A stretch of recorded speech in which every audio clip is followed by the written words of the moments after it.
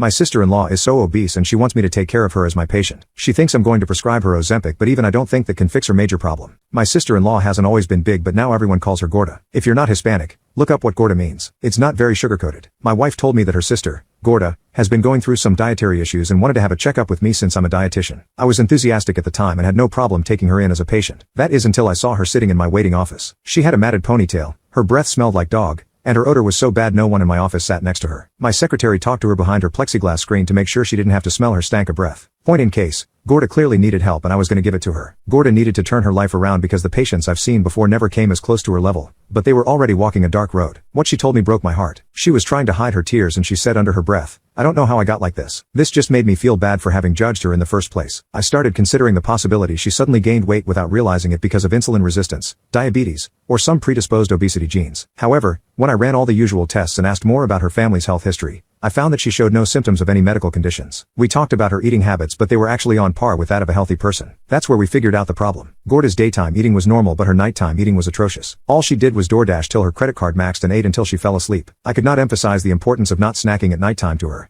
It can induce depression, heart problems, high blood pressure, and the possibility of cancer and gallbladder disease. The reason she ate so much is because of basic human biology. Your body wants to naturally eat as many calories as it can before resting because it wants to self-preserve itself. We needed to work together to change her life to get her to a much more manageable state. I didn't want her to live with this heavy shame. We started working with appetite suppressants like black coffee and water, but she hated the taste of both and she pees out water too quickly. I looked into night food cookies and decided they would be best for her to start eating. Their cookies were completely safe to binge at night and had little to no calories. Her binge eating started decreasing, and after over 4 weeks she wasn't having the same nightly cravings as before. She even told me she slept best after eating the night food cookies. Not only was she saving a bunch of money now that she wasn't blowing all her money on DoorDash, but she was also having much more quality sleep. She told me that she was a lot more well-rested and found reasons to start the day. When I saw her every now and then at my office or at my wife's parents' place, I progressively watched her change. Her breath and body stopped stinking and she was able to practice better hygiene because she wasn't stuck in bed anymore. Afterwards she started cutting her hair little by little, but eventually she said screw it and gave herself a pixie cut. She said, and I quote, "This is the most free I've felt in years." This girl was completely changing her life. It was remarkable to watch how night food was fixing something as simple as sleep and giving her a total 180. After 4 months I'm proud to report that she lost a total of 47 pounds. Her face has gotten so much slimmer and she's absolutely glowing. My wife is extremely thankful for me helping out her sister, but I try not to take too much credit. I literally fed her cookies.